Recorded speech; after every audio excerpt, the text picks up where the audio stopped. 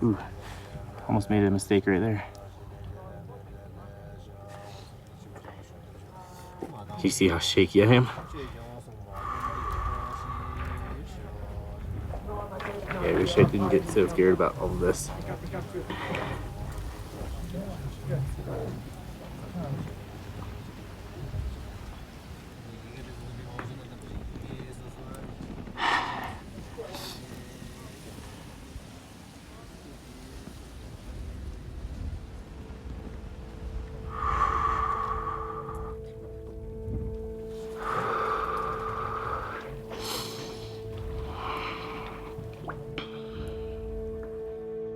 Attempting to summit Everest comes with its inherent risks.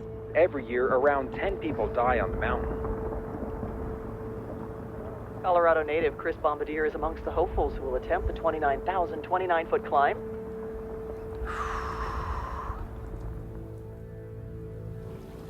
Done.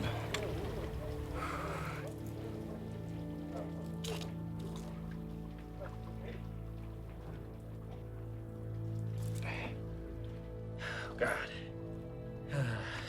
The 31-year-old mountaineer has severe hemophilia B, a life-threatening blood disorder. But he isn't letting that stop him from trying to climb the world's tallest mountain. If he is successful, he would be the first hemophiliac to do so.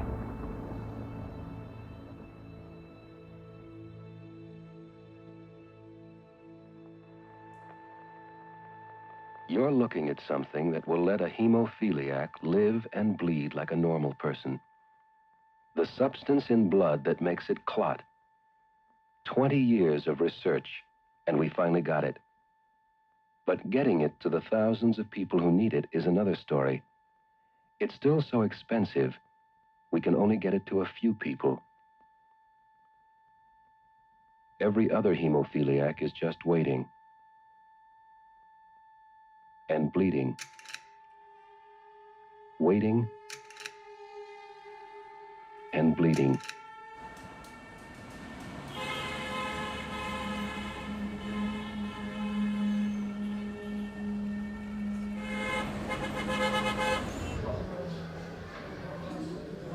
I saw the gap between the you and our president. It needs to be minimized, the gap. The physical, the structure is very different. If I was born in this country, my dream of climbing mountains, it wouldn't be feasible.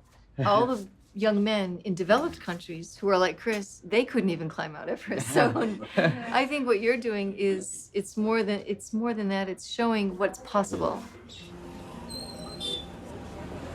I am joined now by Lori Kelly. Could you give us a general overview of Save One Life? Save One Life is an international nonprofit, and we directly support children and young adults in developing countries who have bleeding disorders. You go first. We support through one-to-one sponsorships, college scholarships, micro-enterprise grants, and summer camps. Hi. Hello. Namaste. I'm Chris. Nice to meet you. Thank you. Are you here today because of your elbow? Yeah. It looks like it's hurting you. Yeah. Yes. Bilateral. Bilateral? Bilateral. His brother is also having hemophilia, Oh, your brother does? but now he already died. Oh, okay. Sorry. How old was he? 5 years. Yeah. Due to the Internal. injury. Internal bleeding. Internal bleed. Okay. You can't stretch it all. I cannot stretch it all. So you've had a lot of bleeds in the forearm. This is the result of all the bleeding in his arms. It's damaged the nerves and the muscles. They have to travel by bus a minimum 2 days to reach here. How often do you come to the treatment center? Like how many times a year? Two or three times in a month. 2 times a month. Okay. Individuals who have hemophilia are born with hemophilia. A specific gene abnormality causes the individual not to make enough factor VIII or factor IX. Factor VIII and factor IX are crucial clotting proteins to prevent bleeding. We call clotting factor VIII deficiency hemophilia A, and clotting factor IX deficiency we call hemophilia B. And which hemophilia do you have? Hemophilia A or B? Hemophilia A. A, okay. Okay. Chris has hemophilia B. Hemophilia B. Although they're both rare diseases, hemophilia B is only 1/5 as common. So it's a rare disease, if you will. And in fact, individuals who only have a very mild deficiency may sometimes go undiagnosed through their lifetime. On the other hand, individuals who have the most severe form, meaning that they have really undetectable clotting factor, are most often diagnosed within the first year of life. But it's a very special community, the hemophilia community. Even globally, we're very close to each other. They call it like a blood brothership, brotherhood. And Blood it's very true. Like you meet somebody from around the world and it's like an instant connection. I don't know. It's hard to describe. Do you have a hemophilia A or hemophilia B? B? I have hemophilia B. What's nice? This place? Oh, it's so nice. This is my first time to Nepal. We went to visit some of the Save One Life beneficiaries out at their homes. Namaste. The first guy we went to see, Babesh, he pointed across the valley. He's like, that's my house. This is my house. Your house is over there? Which one? On the top? I was like, huh. That's the ways. And I thought there would be like a main road that we kept walking around, like around the back. And then I saw his mom like down in the valley, like heading up. And I was like, oh yeah, this is a pretty gnarly little path to get to your house. How many times do you hike this in one day? Do you do it several times? It kind of just dawned on me about if you had a bleed there and your factors in Kathmandu, like you'd have to walk that hill somehow and then wait for a cab to get to the road or walk down, another hour to the road. And I just kind of blew my mind. This is your house. It's so beautiful. Last week she carried you, and you were in the hospital three or 4 days. Yes. And My then mother, that backside. she's strong. Yes. She carried you 2 hours over there. Yes. Wow. And your knee was okay. How are your joints? Are you oh, okay, so there he can't stretch it out all the way because of the bleeds. It doesn't hurt you now, no? Okay. So that's a contracted joint. How about this one? Same thing. And the knees? That one? That one feels big. Maybe can you show us what it looks like? Yes. Oh yeah, see that? It's called synovitis.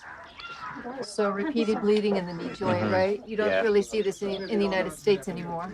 Before you lived in this home up here, but it was damaged. Before the earthquake, we lived there, and after we live in here. Were you at home when the earthquake happened?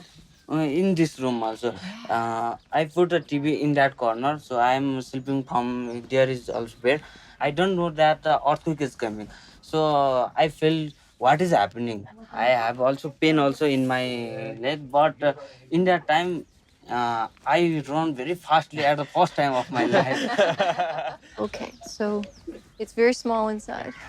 So now 5 people live here. Your mother, your father, you. My father's mom's sit there, and I sit there. And you live here with your mother and father. Okay. There is my brother also. Then he passed away. I think 9 or 10 months ago he passed away. There is building in his stomach. We are thinking there is just simple problem. We took him in a hospital at the night 12 a.m. Then tomorrow morning at 8 a.m. he passed away. That was really hard to hear. Just having another blood brother. Sorry. त्यो depend चाहिँ अब झ्यालबाट लड्ने उसलाई त यो टाउकोमा के त्यो रगत जमिन त्यस्तै 2 चोटि भयो एउटा गयो हैन त्यही एउटाको लागि नि म दुःख गर्छु उसलाई राम्रोसँग मिल्यो नि टाइममा accident How old are you? 19. 19. Okay, good. I'm 31. अब फरक काहीँ केही सधैँ छैन केही भएको छैन What did you say? He said, just look different The difference, between. yes. She saw, myself in very healthy state, gonna climb Everest, and I felt really guilty at that moment that her son didn't live. And I'm doing this. This is a flag that I'm going to take to the summit of Mount Everest.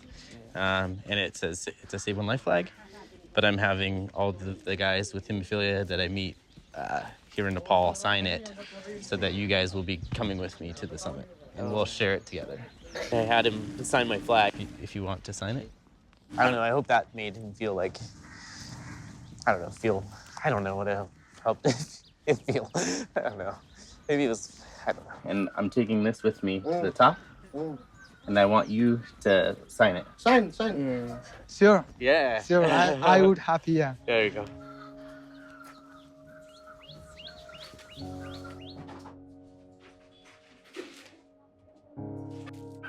The main important element of the hemophilic is the factor. And if we get the factor, then we are also like a normal people, same like American or European hemophilic. So this is a small refrigerator for a factor for 300 patients. So do you keep some of this here and then you keep most of it somewhere else?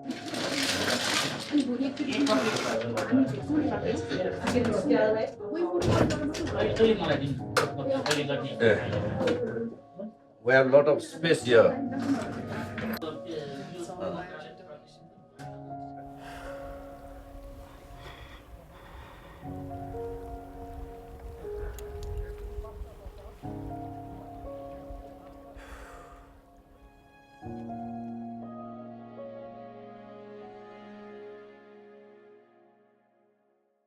When the diagnosis came back, we were both pretty devastated because we really, at that point, didn't know anything about it. They painted a kind of bleak picture. You have to pad all your furniture. You won't be able to do X, Y, Z. And it's like, okay. Life expectancy wasn't all that great. There are certain tissues that are more predisposed to bleeding than others. The joint lining, and to some extent the muscles.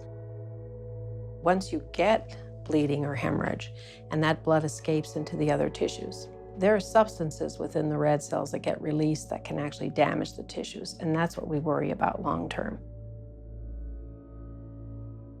They were still trying to figure out, how do we treat this thing? So you were told not to do things. You were told you can't play certain games. You were told you can't jump on the couch.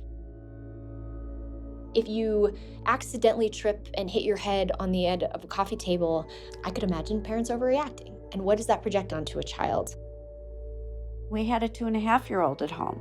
I know what 2.5-year-olds get into. People either don't know about hemophilia or they fear hemophilia. There are all these different myths. If you have a paper cut, you're gonna bleed out.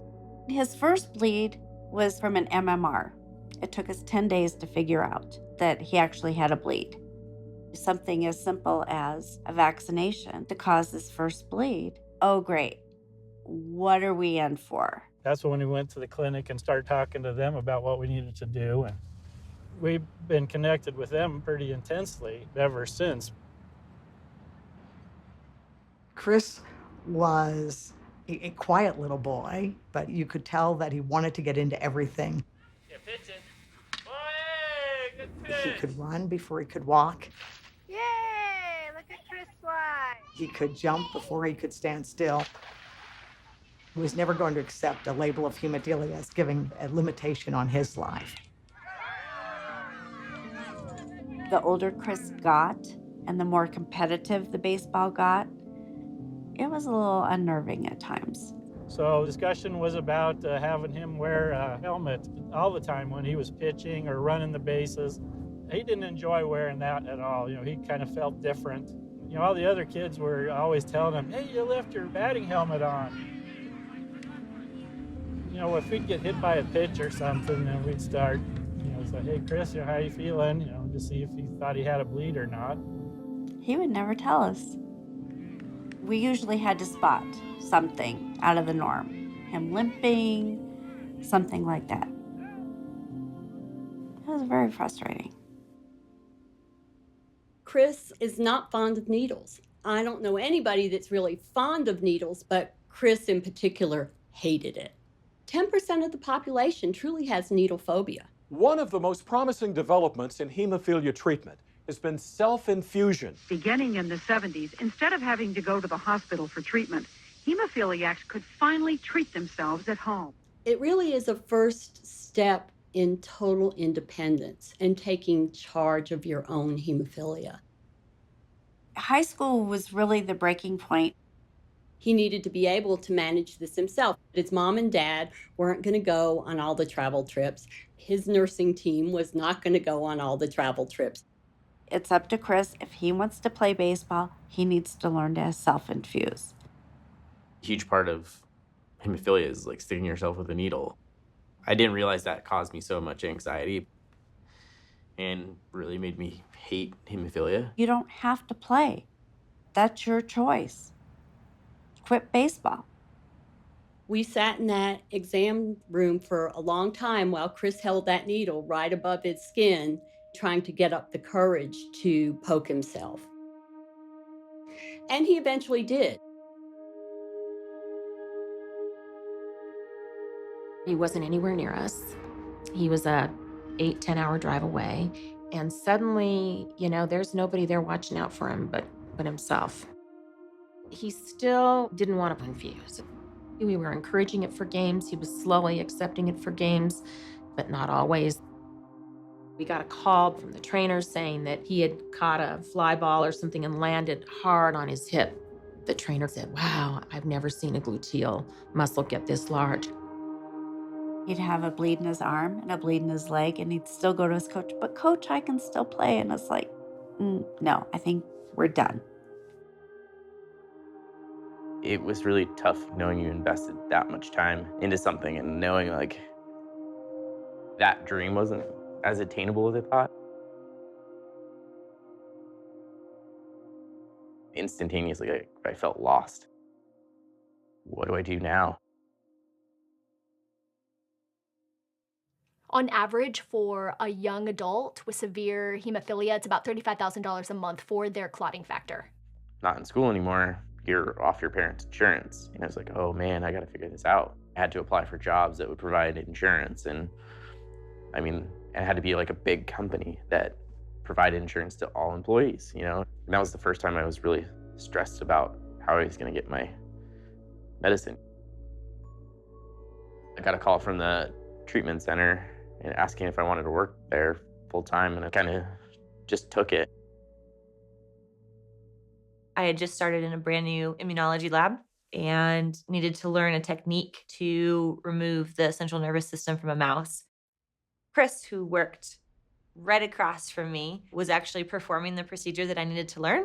I ran around to his side of the workbench and asked him if he could teach me how he was doing the technique, and then he promptly screwed it up. Yeah, pretty girl pops around the bay, and you're not expecting it, and you're trying to focus, and just threw my game. We started dating a week after that. 6 months later, we moved in together. And we bought a house a year after that. I kept hinting, you better not screw this up. We love her. Don't do anything to push her away. I don't know if it was different before we started dating, but there was this point where you'd become very angry and upset and completely downtrodden with life. He so desperately didn't want to be defined by this disease. And there was just a tremendous amount of anger that he was never going to be this thing that he thought he should be. I think 9 times out of 10, we don't become those people because of one thing or another. And for Chris, it was hemophilia. Hemophilia was holding him back, and he was pissed about it.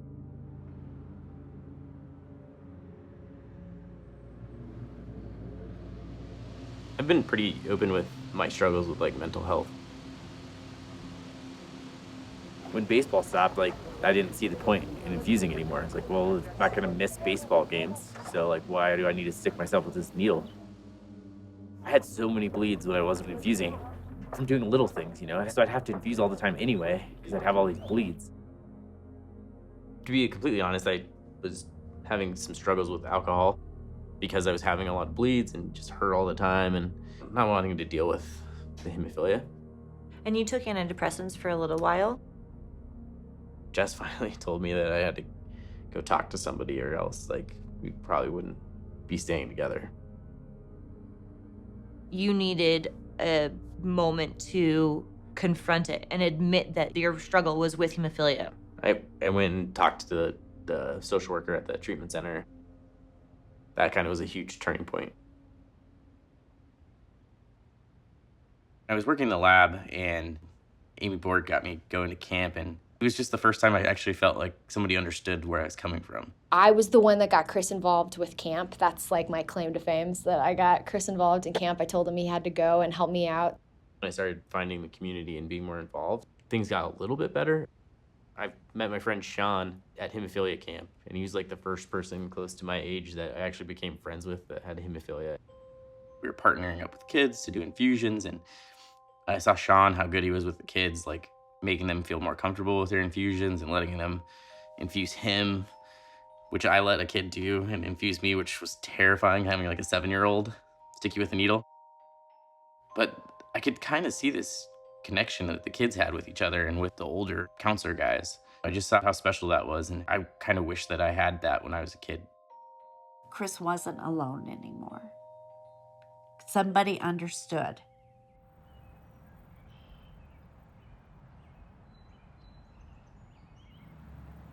And I was like, oh, maybe I'll go up and hang out with crazy Uncle Dave.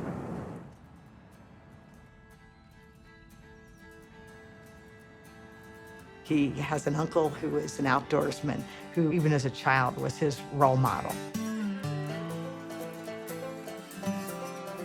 He was the guy that lived in the mountains and didn't have a phone for a really long time, so you had to send him letters.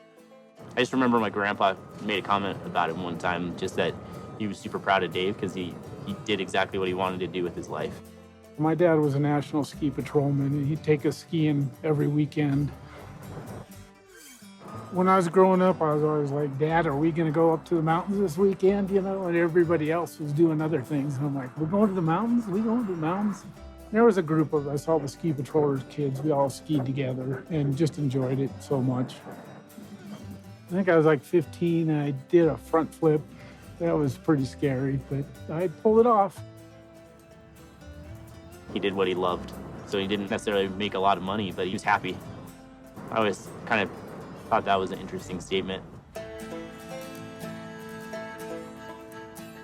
I would just start driving up there every weekend and hearing all these stories about all these other things he did. I was like, well, I need to try. The skiing I didn't mind so much, except for then the terrain park. Trying to do jumps and all this kind of, I was like, do you really need to be doing all that? When he got into the rock climbing, I was not really happy with that. Ice climbing made me really nervous. Parachuting, that one, that's a whole long story in itself. She did tell me once, though, she goes, I'd rather have him out there with you than, when him, me not being there, so.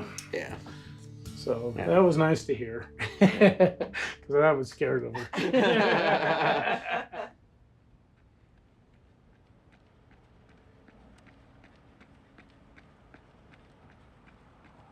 When the Affordable Care Act was passed, it was that first hope. I could potentially leave my job and get insurance for the first time, figure out what I want to do in life. Everybody gets one dose of Factor, Ziploc bagged up into something that they can keep on their person. Gut Monkey is a company that does experiential education or activity-based learning. A lot of work outdoors. Instead of being lectured to, you do an activity. He came to step in as a camp counselor. The more time that I got to spend with Chris, and he joined us on some backcountry trips, myself and other Gut Monkey staff really started to recognize that, I think he's a really perfect fit for this. There's a lot of bonding and chatting about grown up with hemophilia and different experiences with hemophilia, and that was really cool to see so many different perspectives. What I thought was really great about the older guys, the stories just of them like being told by doctors that they weren't going to live past their 20s. I mean, that has to have such a toll mentally on you, and you don't think about the future. You don't think about taking care of yourself because you think you're just going to pass away. Then they even encountered HIV and Hep C. Our story goes back to the early 1980s when people with hemophilia began using a blood clotting agent known as factor. It was convenient and effective, but it was often transmitting the AIDS virus. This is Ricky, Robert, and Randy Ray in 1987. Like most hemophiliacs, they were treated with infusions of clotting factor, a concentrate made from the blood of up to 20,000 donors. Just one donor with AIDS could contaminate thousands of bottles of clotting factor. For those of us who lived through that time in hemophilia, it was traumatic. Ryan White was a so-called innocent victim of AIDS. That was a polite way of saying that he wasn't gay or an intravenous drug user. All-American kid, a paper boy who loved computers, Time magazine, and most of all, school. But he wasn't allowed to go because parents feared he would give their children AIDS. Ryan knew better. Fear just took control of them, and they just believed what they wanted to believe. I've had him with me 4 years now, where we thought that he wasn't going to live. And I feel like we've had a miracle even with 4 years. 90% of our population of 20,000 people contracted HIV or hepatitis C. By 1985, drug companies had found a way to heat factor to make it safe. But by then, it was too late. I was already in a relationship and we were destined to be married. It was one of the most painful things I've ever lived through to watch her deteriorate and know that I was the primary cause of that. It took me almost a decade to come out of that fog. It could have been so easy for them to just kind of give up. There are a number of issues that we're all familiar with that we still need to address. They're out here just pushing themselves to their limit and loving it. I'm unwinding from paddling today.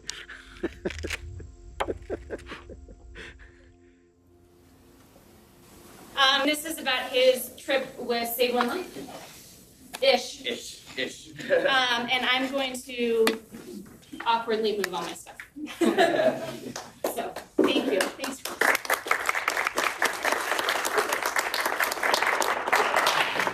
My first thought was, I'm going to Kenya. Awesome. Kilimanjaro's in Africa. Let's go climb that. So, as soon as I found out I was going, I started planning my trip to Kilimanjaro.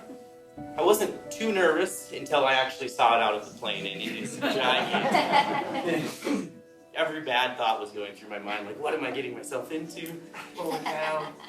My Uncle Dave come with us to Kenya, and we actually taught him how to infuse. He had no medical experience. I think he was pretty terrified as well. It was a really crazy feeling when you're walking up in the pitch black, and then this sign comes out of nowhere.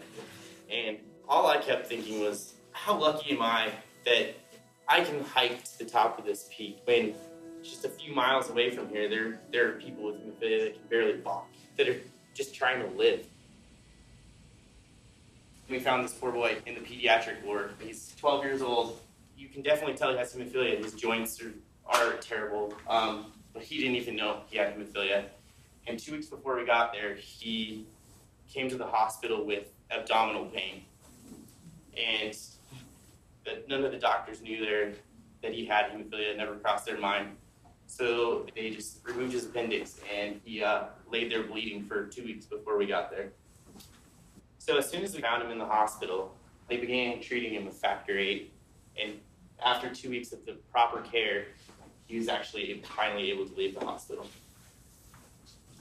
If we wouldn't have been there, he would have been dead for sure. So this was my wake-up call to hemophilia in these developing countries. I mean, he basically had no chance.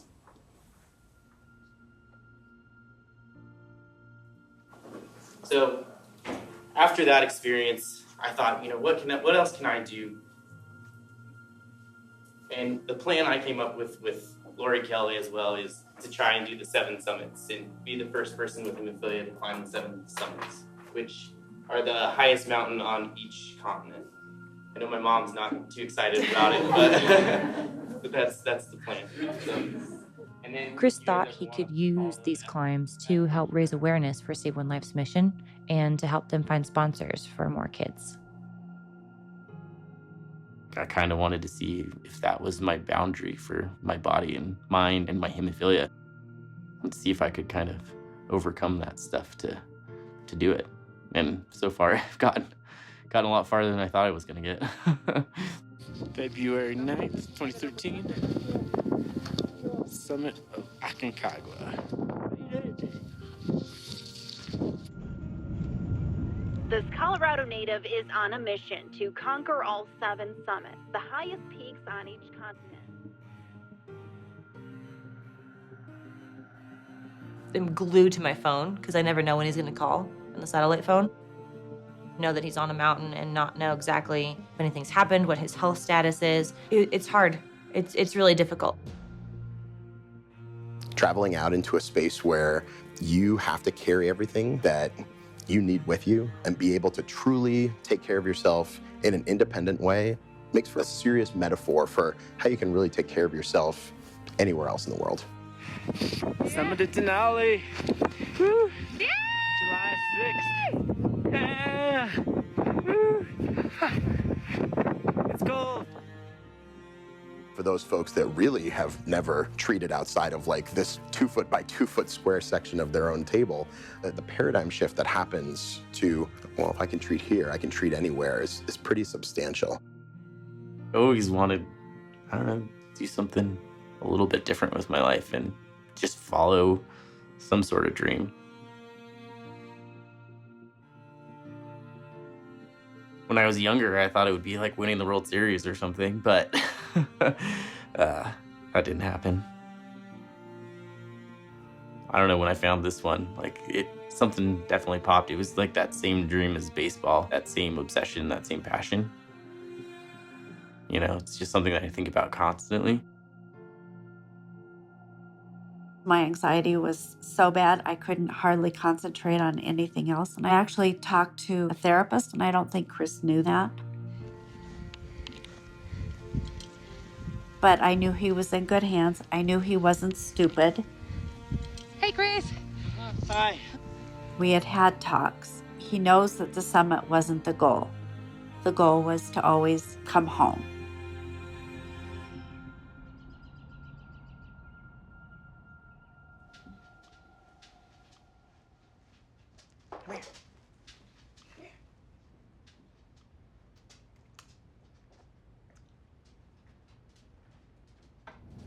This dream of Chris's and watching him go through this and watching how much he has sacrificed, how much his family has sacrificed, how much his wife has sacrificed.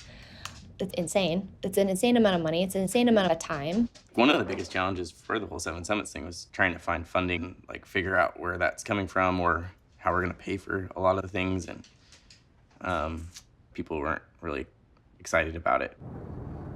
I'd never really heard of it or how big a challenge it was. I'd heard of Everest, but I really hadn't heard of any of the rest of them.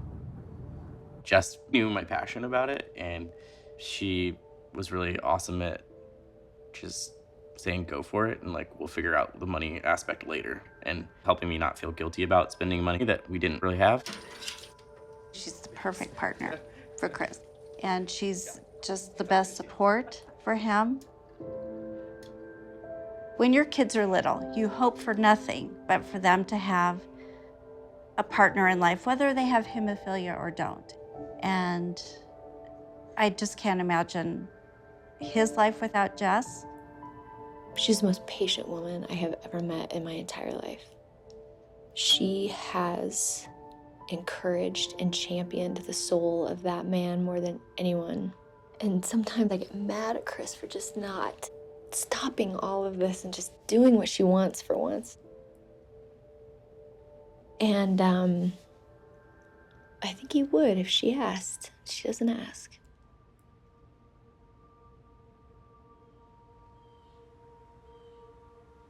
We were doing a river trip, and I got off the river and I turned my phone on, after not having service for 5 days. We just had a great trip. It was super happy. Everybody's having fun. And one of the first things I get is a text from Jess that says, "Don't check your email. Call me when you get a chance." We stopped for gas and I called her and I found out that my permit was denied to climb in Antarctica.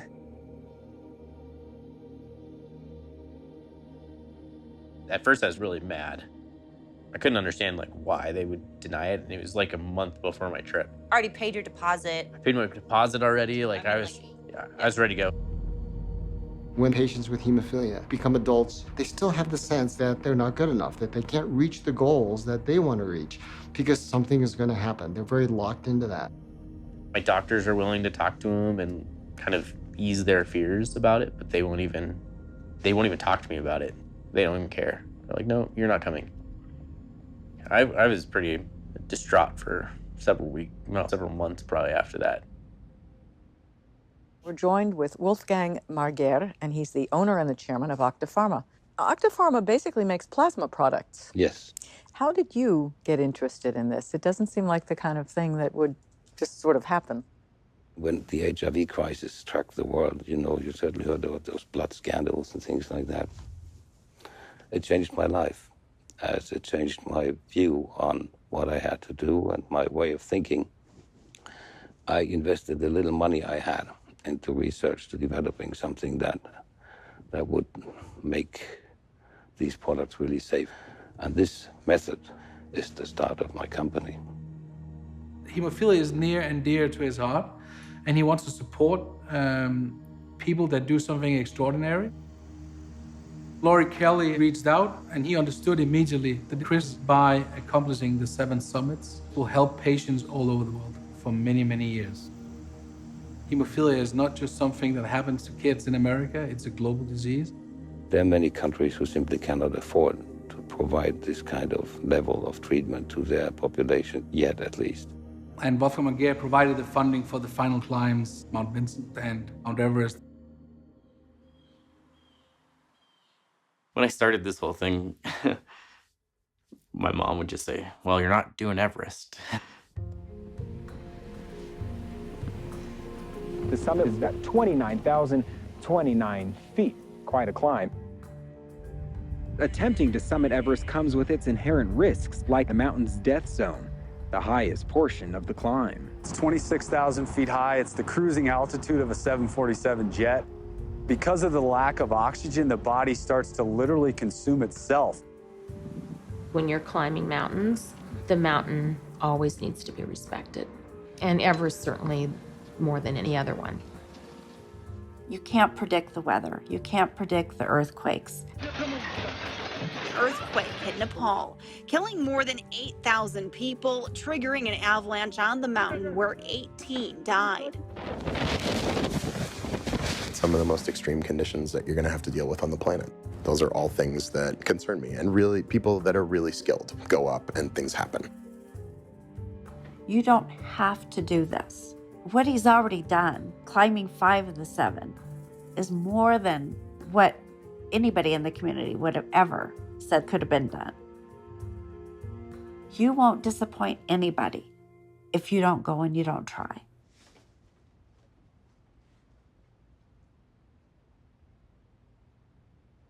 Got some stuff for my infusions, tons of syringes, and this is one of my 3 bags of Factor that I'll be bringing on the mountain with me. It's going to be very difficult up in a cold, windy area to get the veins open to infuse to. So it's going to be important to not only be drinking warm tea, but applying warm tea on your arms and on the veins, get them to dilate a little bit. All my needles for all the infusions. You worry about things like high altitude pulmonary edema. Could he start bleeding in his lungs? Altitude sickness is a big issue, and I don't think we know the medical implications of all that. There's a lot to be said for experience, and I guess that's one of the places that I have a little bit of pause. Some of the things he's done to date didn't scare me as much as this. I want him to fulfill his dream, but it's a scary dream. I think the obvious thing that scares me the most is dying. I know it's a possibility, and it freaks me out. I don't think it freaked me out that much until, we found out that we actually got the funds to do it. And then it was kind of this reality check, like, all right, you're going to be on those ladders over those big crevasses, and you're going to go through the Khumbu icefall, and there's a real potential for avalanches, and it really scares me a little bit. I think you're naive if you're not a little bit scared of it. And I've definitely had some of those feelings on other climbs, but I think Everest it's a big deal. It's a big mountain, and there's some real hazards on it. So many things running through my brain right now. What would happen to Jess and my mom and stuff and friends and family if I do pass away up there? And whew. Yeah. I don't think I've actually vocalized about this before, but yeah, it's a little scary. People talk about soulmates, and I didn't really believe it till I met her. And I can't imagine what she would go through. I think right now my coping mechanism is I shut it off. For me to be able to tolerate knowing that he's going to be there, I have to kind of just take that and put it away. Worrying about it right now does no good at all for anybody. The trip's happening. He's going. I think she understands how much this means to me, and she's very supportive of it. But yeah, I feel bad that it makes you stressed out so much. But I think When he comes back from Africa and he's explaining this trip and these things that he wants to do, and he found that passion, that thing that he's meant to do now. How do you say no? You can't say no. 10, 15 years ago, would I think Chris would be responsible enough with his hemophilia to do this? I might have said no. I feel confident that he is aware of his limitations. I can't wait to go on this. I can't wait. I just wanted to be here already. There you go. I don't know if it's really hit me yet that he's actually going to Everest. Okay. Alan and I are going to try and be as positive with Chris as we can and keep the fear to ourselves. We don't want to send Chris off knowing how fearful we might be. We're going to try and be as upbeat as we can.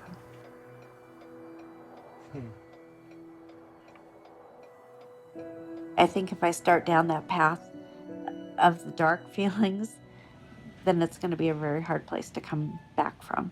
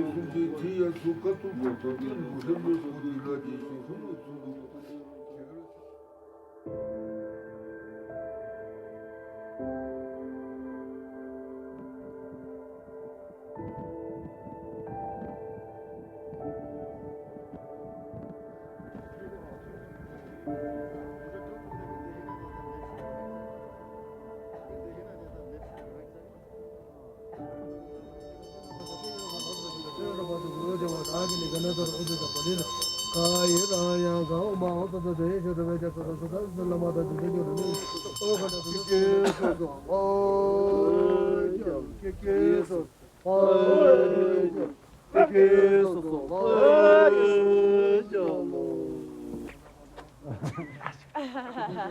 like a kid on Christmas morning. It's so great.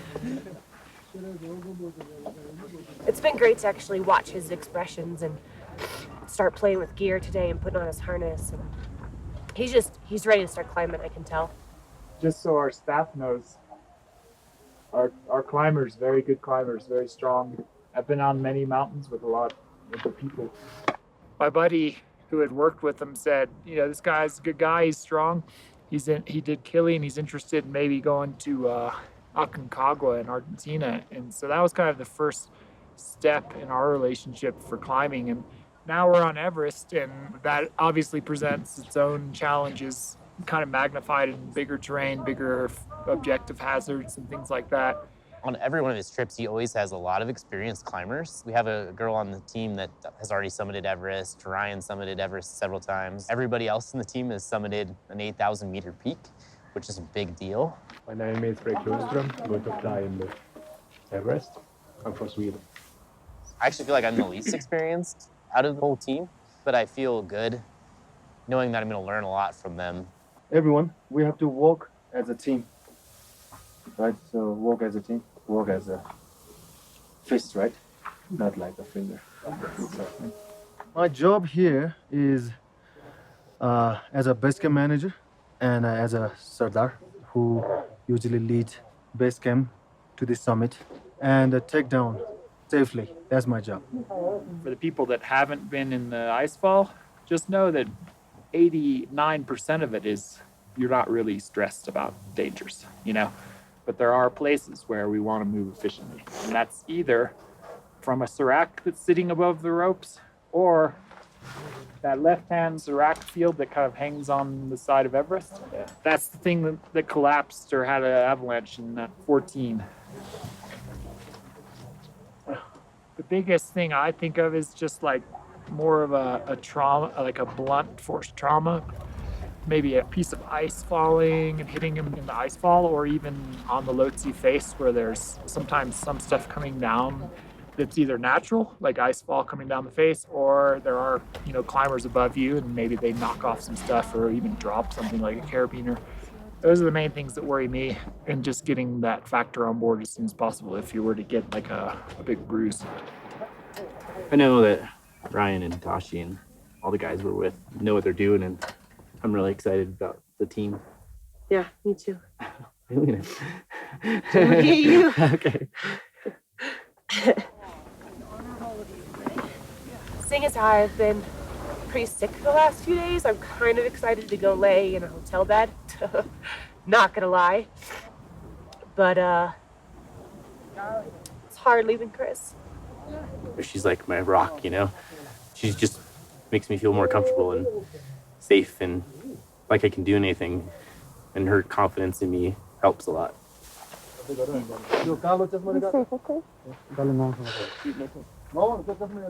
I'm excited for him to start climbing.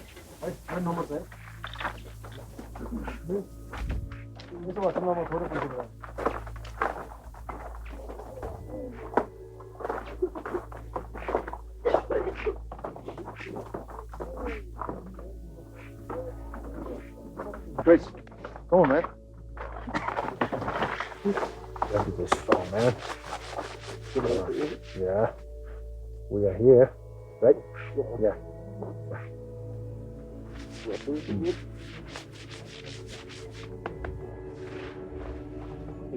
Now this is your sprint.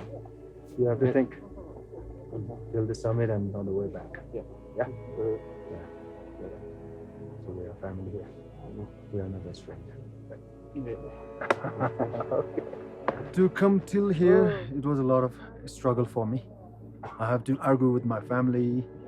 My grandfather used to be a great climber, but he lost his life in Manaslu because of the killer avalanche. I never live with tears in my eyes when I leave home. Never do. This makes me a little weaker. No. But that's okay. Now this is your strength, okay?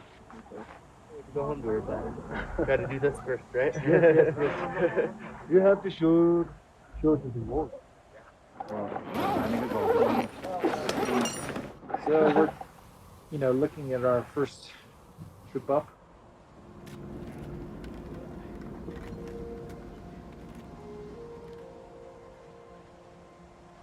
After being at base camp, we started our acclimation rotation, which basically means we climb up and down the mountain to get used to the big change in elevation that you experience on the mountain.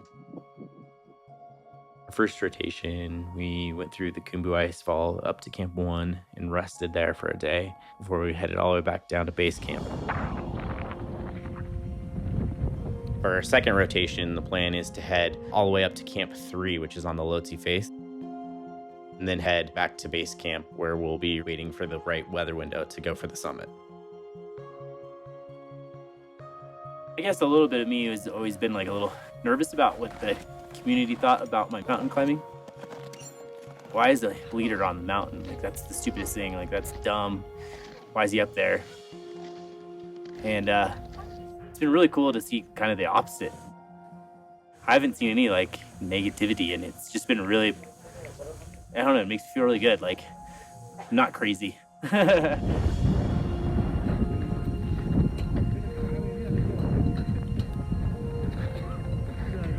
Chris, thanks for sharing this post. I'll keep this in mind next time I'm struggling to infuse my 8-year-old while getting ready for work and school. I will share this post with him tomorrow. He'll be so excited to see what a fellow hemophiliac is achieving. We are enjoying seeing your journey from Tasmania, Australia. Oh, man. Tiring, huh? Yeah. Just can't catch your breath. It's just go, go, go. There's moments where I was like, maybe I don't have what it takes for this. Does anything make you nervous, King Frederick? Not about this one. I was spending 8.5 years in the French Legion. French Legion? Yeah, 8.5 years. What? This is not a big deal. You know he was in the French Legion? Yeah. Ah.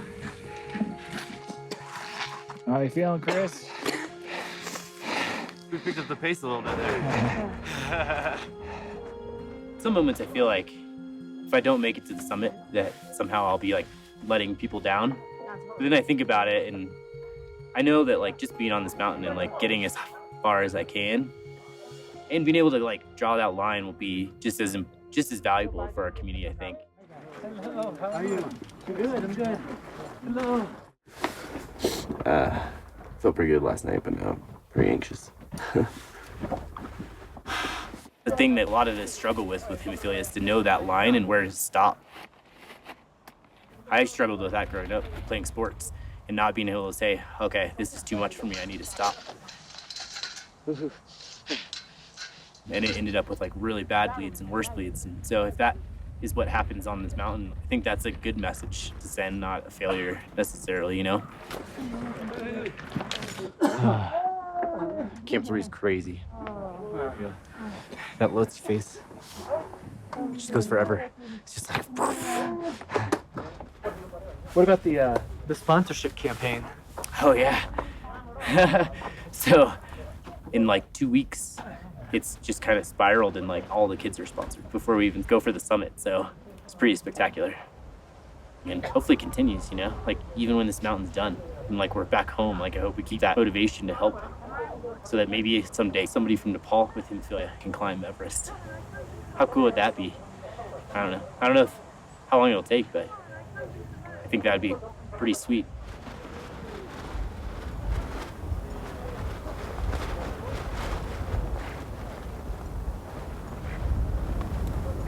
Up until yesterday, I was nervous because we hadn't yet heard what's going to happen after this wind event.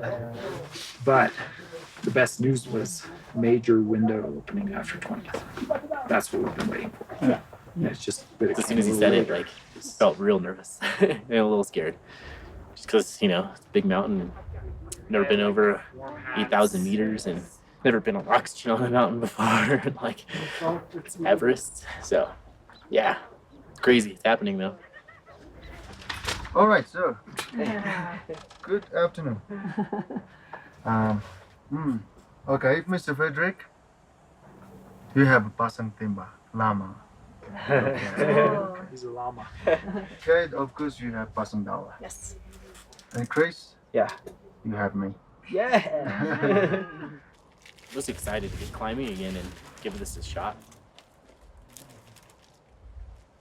Probably the most expensive sock on Everest. Brian thinks it's a good time to go. So we're going for it, and I'm doing my big infusion before we head up the mountain. Pretty nervous. Not for the infusion, for climbing. Actually, I'm pretty nervous for the infusion too, but that's just normal.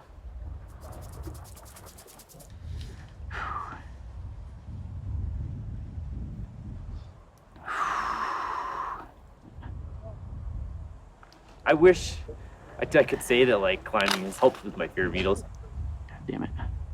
I still hate them. It's not normal to stick a piece of metal into your body. It's weird. It didn't really pop like it usually does. Yeah, I blew it. I blew my vein. Damn it. You need me to grab something from your tent? Actually, I need you to help me with my infusion. Yeah, so if I hold it like this, I just need you to push the syringe. Real slow. Okay. Nope, stop. It's blown. You can see it. Oh, yeah. Damn it.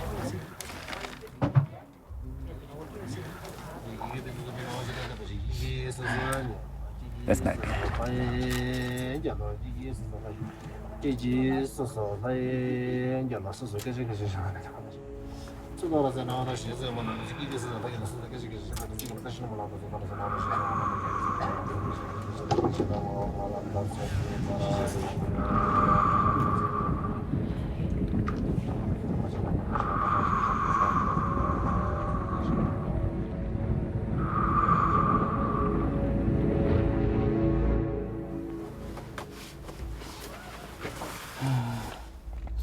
I didn't really sleep much. This is it.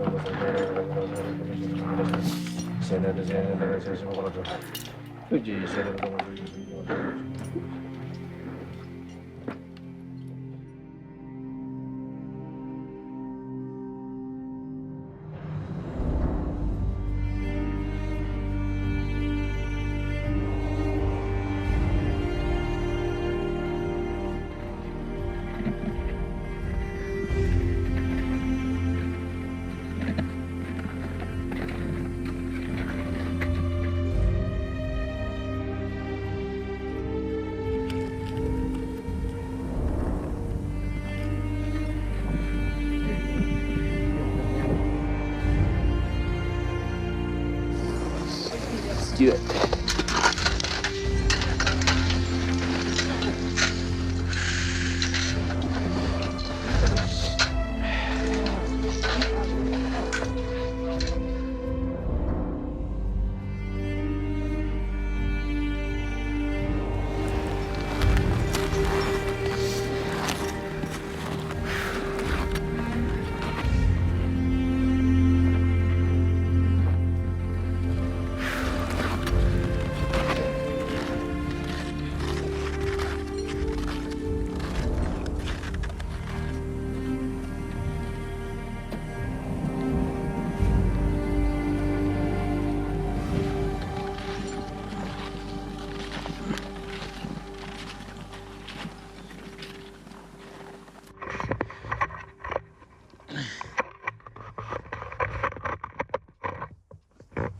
I pulled into camp pretty early, around noon.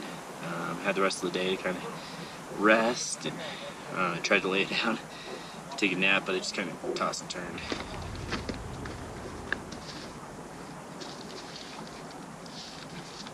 All right.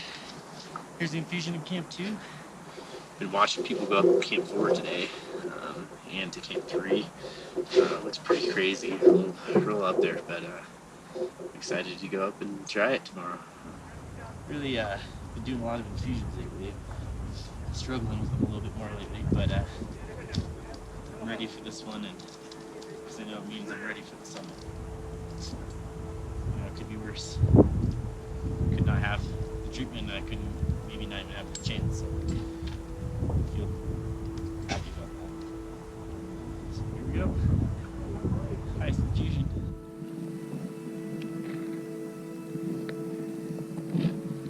Before we left for Everest, everybody kept thanking Chris for coming and for climbing and for being their inspiration, and they were constantly thanking him.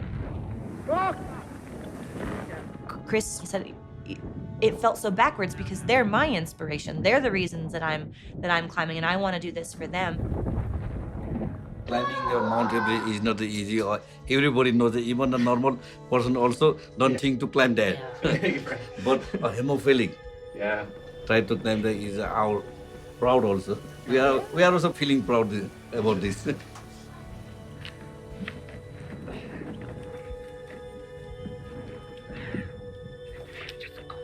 I was thinking back to all the comments I've had on Facebook, and then all the guys in Nepal that signed my flag. And it's like, I'm gonna make sure we're gonna keep pushing and get this flag as high as I can get it. In my Facebook. Yeah. About you.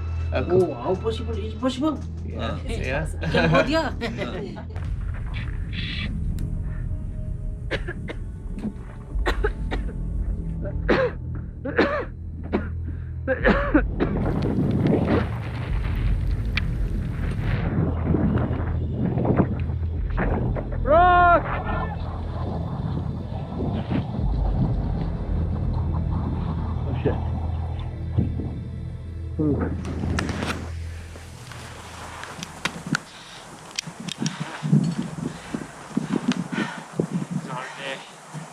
What's been going on?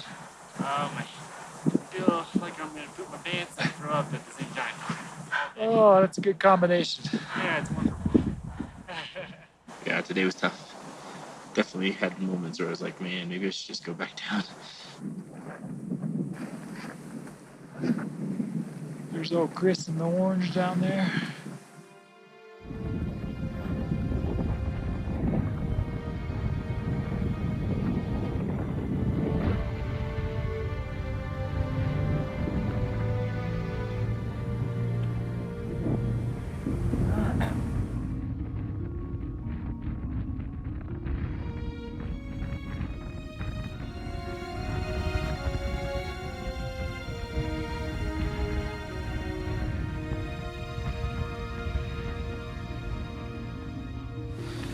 We just got here like an hour ago. Yesterday I was so close to calling it quits. I actually woke up at like 3 in the morning last night. I was like, oh, I don't think I can do this. Like, my stomach is so upset. My head hurts.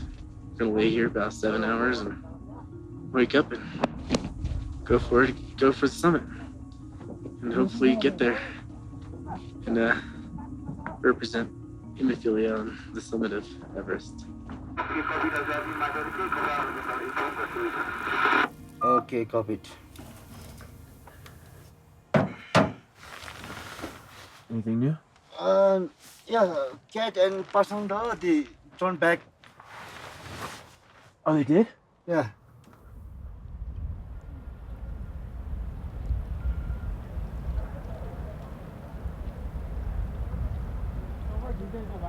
Base camp to summit team, do you copy over?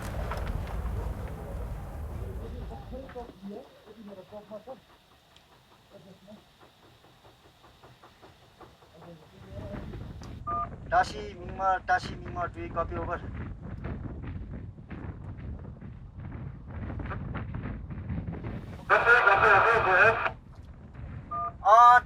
त्यहाँ क्रिसलाई दिन क्रिससँग कुरा गर्न मिल्छ over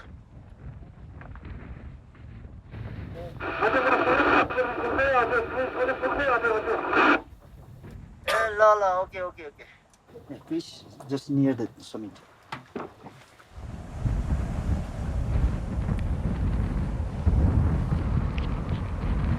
I got to the south summit and you're going across this narrow ridge. I was like, I don't think I can do this.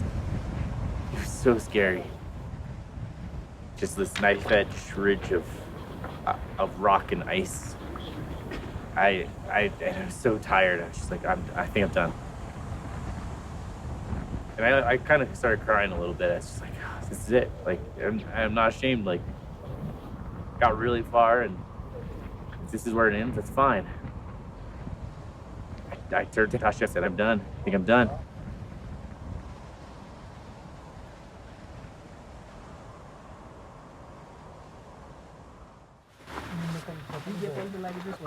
What over the Chris, over. Frederick? Is it Frederick too, or no? No, Frederick turned back yesterday. What? Yeah.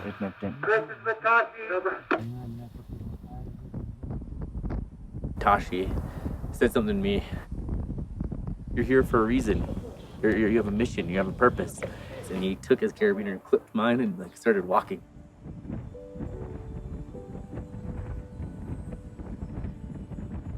He's right. I got this. I can do this. You just crest this little ridge. You traverse a little bit. And all of a sudden you see all these people just standing there. And I turned to Tashi and I'm like, is that the summit? And he's like, yeah. And I just lost it. I couldn't believe that we were there. We're just about to get to the top of the wall. So he's on the last anchor now. Hey Chris, almost there, yo. About 15 minutes from the summit, over. I don't know, so many emotions like crossed my mind that moment.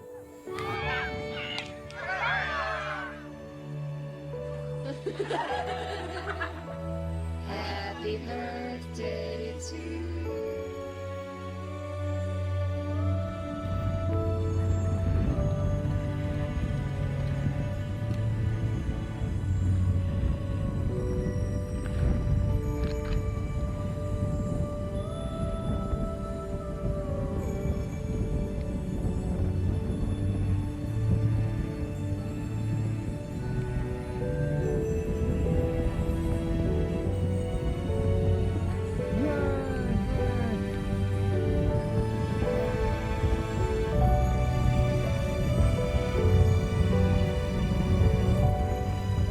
You're standing on top of the world, like.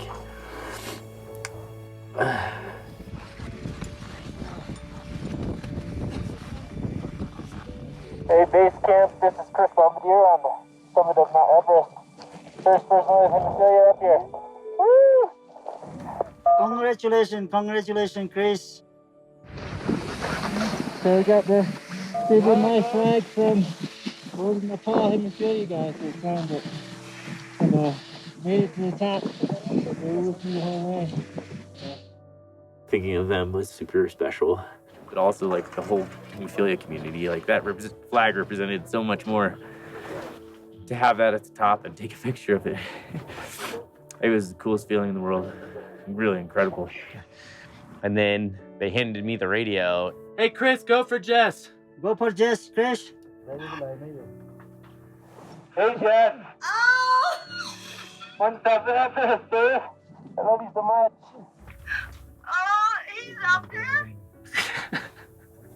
Yes. Can he hear me? Yes. Hi, Chris. I'm so proud of you. I can hear you, babe. I love you so much. I'll see you soon. Right over. Bye, my love. We'll see you in a little while. Congratulations to all the team and come down soon, guys. It was the best. What a view, man.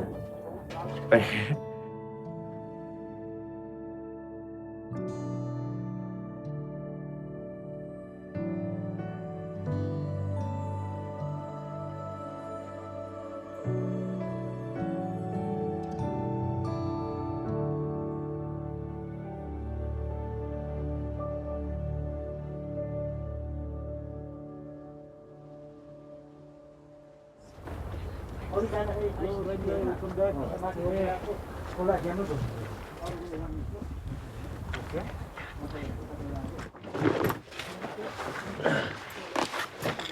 god, my feet hurt so fast. Good. I can't believe, dude. I can't believe we just did that. Did we really just climb Mount Everest?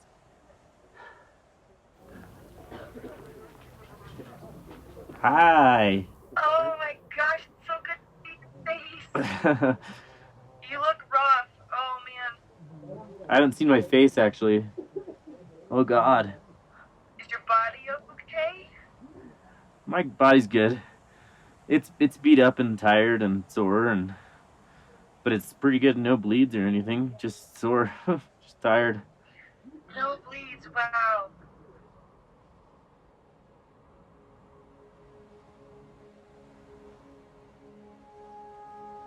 I don't even know how you begin to let all of this sink in. And I don't know how much you've been on Facebook to see the globe, the entire world has been messaging you and writing on your wall and messaging me and calling me, just like all over the world. It's crazy. It's so crazy.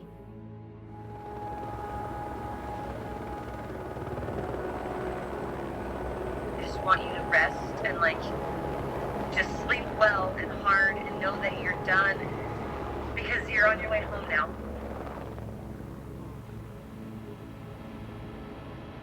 We did it. We did it, babe. You did it. We.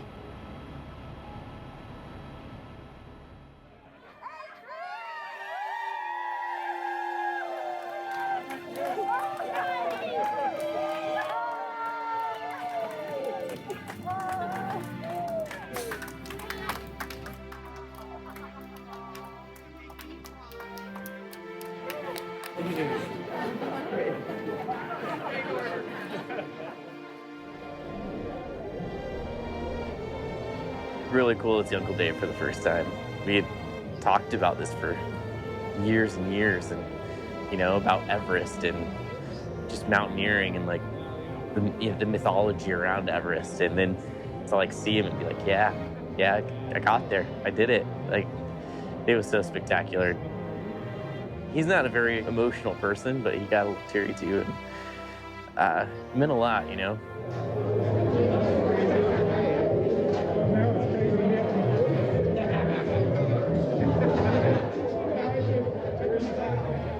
Camera on.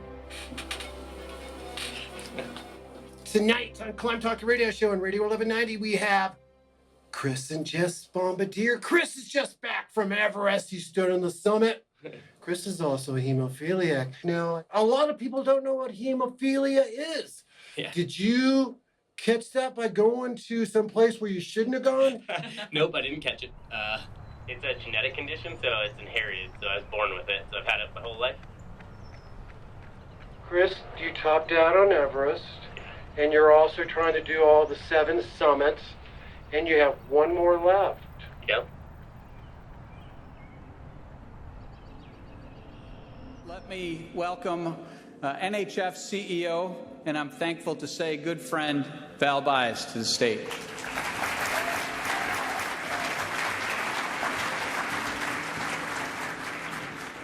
The history of humankind is one of exploration and discovery. We've always pushed the boundaries of what we believe is possible. When I was a kid, landing on the moon seemed unthinkable. But now, we have a rover exploring Mars. When I was young, kids with hemophilia like me spent months on crutches or in wheelchairs, being told they couldn't play on jungle gyms or climb trees. But just this year, Chris Bombardier climbed to the peak of Mount Everest. Thank you, Chris, for showing us what we can achieve. Continue to do what you do, because there are so many that don't have the access to care and treatment or do not have the correct care and treatment.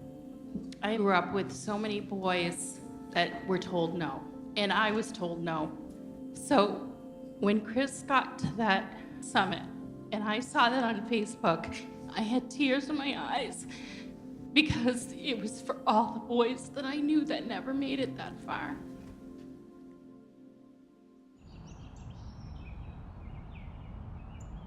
My guide Ryan just texted me and said that the next text was going to say whether I got approved or not for Antarctica. So we're looking for a text, not an email. yeah, it's text. Yeah, I'm kind of nervous. We're all kind of nervous. I know I'm sweating too. Like, crap. Okay, ready? Okay. Okay, let's see. Open. You are cleared for Vincent. Here's to another climb. I'm doing it. I'm doing it. Holy crap.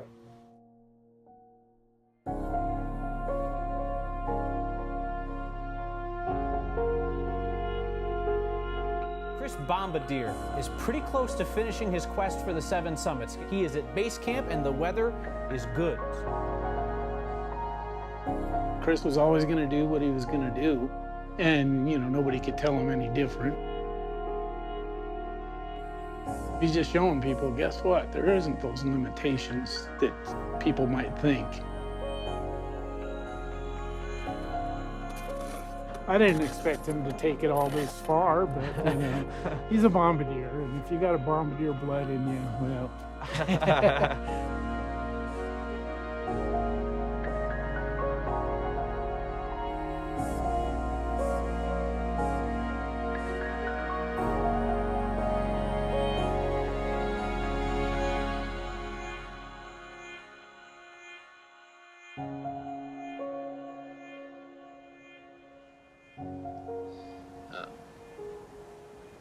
But what an experience today was.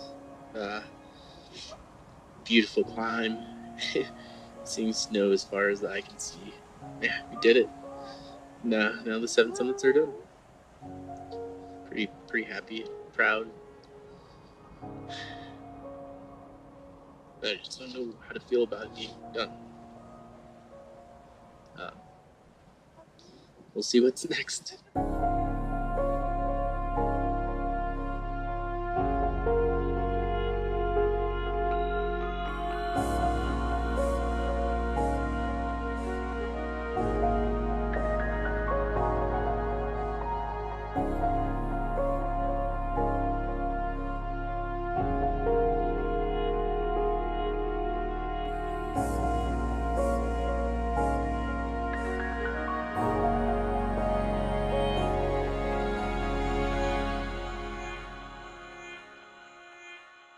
Thank you.